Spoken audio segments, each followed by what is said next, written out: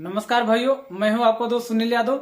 और जैसा कि टाइटल और थंबनेल देखकर आप समझ गए होंगे कि आज हम आपको बताएंगे कि किराना स्टोर का बिजनेस अगर आपने शुरू कर दिया है तो उसमें कितना मार्जिन होता है, या फिर आप शुरू करने वाले हैं तो आप पहले ये सब चीजें जान लीजिए जिससे कि आपको करने में आसानी हो और आपको भी लगे कि हाँ, अगर जैसे आपको लगता है कि इसको हमें इसमें दाल रोटी चलानी है तो दाल रोटी तो अगर आपको चलानी है तो ये भैया बिल्कुल छोटे छोटे लेवल पे बिल्कुल मत करिए, हल्का से इसको बड़ा करिए। क्योंकि मार्केट में होता क्या है कि मतलब आप एक दुकान छोड़े दूसरी तीसरी दुकान आपको किराना की जरूर मिलेगी, क्योंकि हर गली मोहल्ले में किराना स्टोर जरूर पाया जाता है। क्योंकि किराना स्टोर एक ऐसा बिजनेस है कि जो हर जगह चल सकता है, क्योंकि हर आदमी को खाने पीने से लेकर सभी सामान की आवश्यकता होती है। तो इसलिए हमें जो है किराना स्टोर का बिजनेस में थोड़ा सा मार्जिन कम देखने को मिलेगा, लेकिन चलता ज्यादा है। तो हमें इस कंडीशन में क्या करना है कि जैसे कुछ आइटम ऐसे भी होंगे कि जिसमें आपको 5% का मार्जिन होगा, मिनिमम 5%, ठीक है। और अगर हाईएस्ट उसमें देखा जाएगा तो 30% का होगा। तो अभी अब अगर हम अप्रोक्स मिलाएंगे तो कम से कम 10 से और 15% के अंदर में, और नहीं तो हम इसको 20% पकड़ते हैं, मतलब 15 से 20% के अंदर में चलता है। लेकिन हम अगर टोटल सारे खर्चे भी निकाल देंगे ना, तब भी हमारा 10% का मार्जिन बहुत आसानी से मिल जाएगा। तो अगर हम 1000 की सेल करते हैं पर डे, जैसे कि अभी मैं अपने किराने की दुकान के अनुभव के हिसाब से बता रहा हूँ, और आज मेरी शॉप का 10वां दिन है। 10वें दिन के अनुभव ने ये एक चीज मुझे बताया कि हाँ, अगर 1000 रुपए की दुकानदारी होती है तो इसमें मार्जिन लगभग कितना होगा। अगर 1000 रुपए की अगर आपकी दुकानदारी होती है तो मार्जिन आपका 10% होता है तो 100 रुपया होगा, ठीक है। इसमें आपके जितने खर्चे हैं सब कुछ निकल करके आपको 10% आराम से बच सकता है। बस अब आपको करना क्या है, अपनी सेल की ओर ध्यान देना है, अपनी सेल को बढ़ाना है। अपनी सेल को बढ़ाएंगे कैसे? अपनी सेल को हमें बढ़ाना इस तरीके से, जैसे कि अगर आपके आसपास कोई दुकान है, दूसरी दुकान है, तो हमें उस दुकान की अपेक्षा आपको थोड़ा सा कम रेट में सामान देना है। क्योंकि क्या होता है, क्योंकि हाई कंपटीशन के जमाने में भैया अगर आप रेट बिल्कुल अच्छा देंगे तब कस्टमर आपके पास में आएगा और वो दूसरे को भी बताएगा, उसको भी लेकर आएगा। लेकिन कब? जब उसको रेट उसको अच्छा मिलेगा तब वो दूसरे को बताएगा भैया कि आपको इसमें कोई भी ऐड करने की जरूरत नहीं है, कोई भी आपको ऐड करवाने की जरूरत नहीं है। बस क्या है कि कस्टमर एक दूसरे का खुद ही ऐड कर देगा भाई।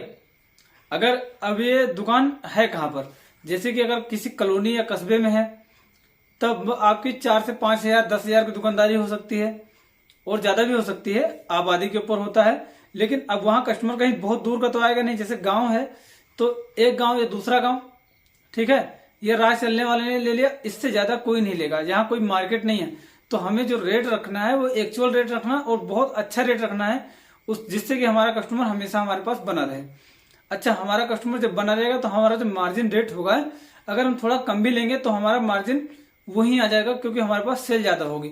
और जब सेल ज्यादा होगी तो हमारा प्रॉफिट भी ऑटोमेटिक बढ़ जाएगा। हो सकता है जैसे किसी भी आपने 10 रुपए का सामान बस 10 का बेचना है, हो सकता है वो 8 रुपए का आपको मिला हो। आप अगर उसको 9 को सेल कर देते तो तब भी आपको 1 रुपया जरूर मिल जाएगा।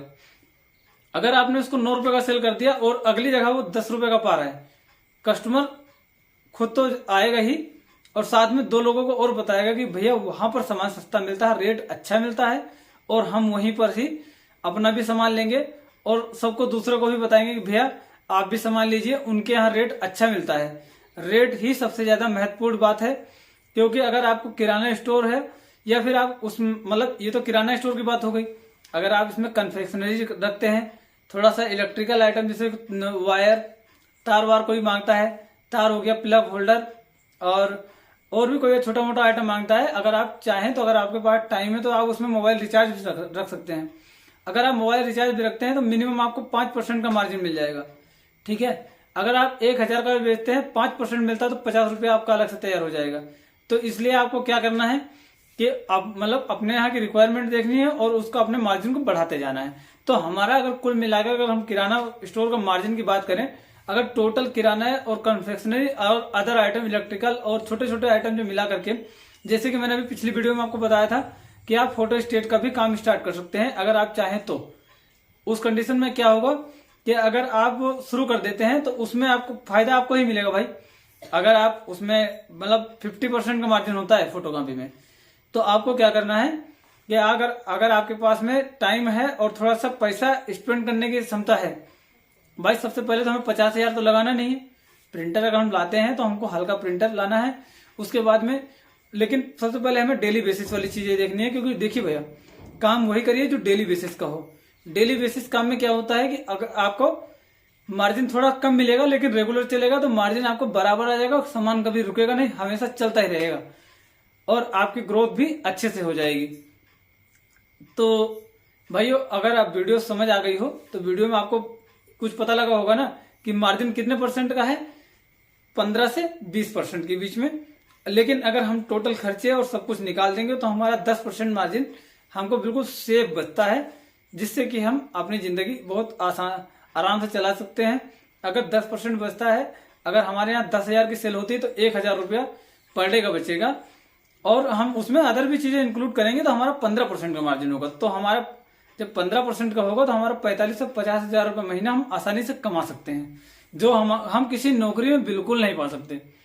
ठीक है, लंबा टाइम इंतजार ना करने से अच्छा है कि आप अपना जो है खुद का जो है एक अंपायर खड़ा कीजिए और आप भी करिए और अपने बच्चों को भी बताइए। तो मिलते हैं किसी नेक्स्ट वीडियो में नेक्स्ट टॉपिक के साथ, तब तक के लिए जय हिंद, वंदे मातरम।